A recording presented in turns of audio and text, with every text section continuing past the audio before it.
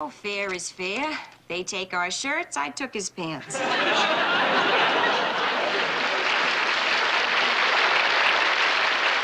শুধু বাংলাদেশে নয়, সারা বিশ্বে দ্রব্যমূল্য বাড়ছে বলেছেন ফারুক খান। দ্রব্যমূল্য শুধু বাংলাদেশে নয়, বরং বিশ্বের সবখানেই বাড়ছে। ক্ষেত্র বিশেষে বাংলাদেশের চেয়ে বেশি বাড়ছে। বৃহস্পতিবার জাতীয় প্রেস ক্লাবের তফাজ্জল হোসেন মানিক মিয়া হলে এক অনুষ্ঠানে বেসামরিক বিমান পরিবহন ও পর্যটন মন্ত্রী মোহাম্মদ ফারুক এই মন্তব্য করেন। প্রয়াত রাষ্ট্রপতি মোহাম্মদ জিল্লুর রহমানের 11তম মৃত্যুবার্ষিকী উপলক্ষে এ আয়োজন করে জিল্লুর রহমান মৃত্যুবার্ষিকী পালন কমিটি। মোহাম্মদ ফারুক খান বলেন, শুধু বাংলাদেশে দ্রব্যমূল্য বাড়ছে না, অন্যান্য দেশে বাংলাদেশের চেয়ে বেশি দ্রব্যমূল্য বাড়ছে। সারা বিশ্ব সব অর্থনৈতিক প্রতিষ্ঠান স্বীকার করে নিয়েছে, বিশ্ব অর্থনীতির এ অবস্থার মধ্যেও বাংলাদেশ এগিয়ে যাচ্ছে। জিল্লুর রহমান প্রসঙ্গে তিনি বলেন, দল ও দেশের প্রতি তার আনুগত্য ছিল অপরিসীম। ১/১১ এর সময়ে যখন তত্ত্বাবধায়ক সরকার গঠন করা হয়েছিল, তখন প্রধানমন্ত্রীকে জেলে নিয়ে যাওয়া হয়েছিল।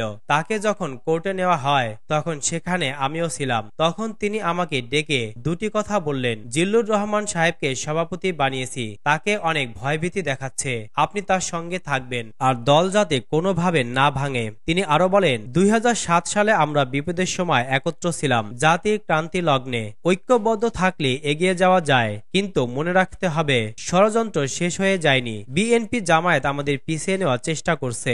প্রধান অতিথির বক্তব্যে আওয়ামী লীগের সভাপতি মণ্ডলীর সদস্য মতিয়া চৌধুরী বলেন, জিল্লুর রহমান সাহেব ছিলেন মাটি ও মানুষের নেতা। তার নম্রতা ছিল উল্লেখযোগ্য।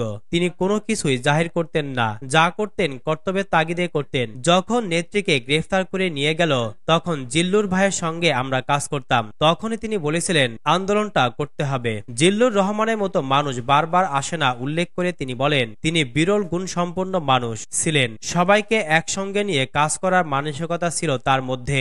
তিনি উচ্চকণ্ঠে কথা না বললেও একটা সবাই সবার দৃষ্টি আকর্ষণ করতে পারতেন। তার এই জিনিসগুলো আমাদের শেখা উচিত। মৃদুভাষী এবং নম্রতাকে আমরা রাজনীতিতে নেতিবাচক হিসেবে দেখি। সভায় ধর্মমন্ত্রী মোহাম্মদ ফরিদুল হক খান জিল্লুর রহমানের বর্ণাঢ্য জীবনের সারসংক্ষেপ তুলে ধরেন। তিনি বলেন, জিল্লুর রহমান বাংলাদেশের স্বাধিকারের আন্দোলনের প্রত্যেকটি স্তরে গুরুত্বপূর্ণ অবদান রেখেছেন। তিনি মৃত্যুর আগ পর্যন্ত মানুষের অধিকার প্রতিষ্ঠার চেষ্টা করে গেছেন। তার মতো নেতার আদর্শ যুগ যুগ উদাহরণ হয়ে থাকবে।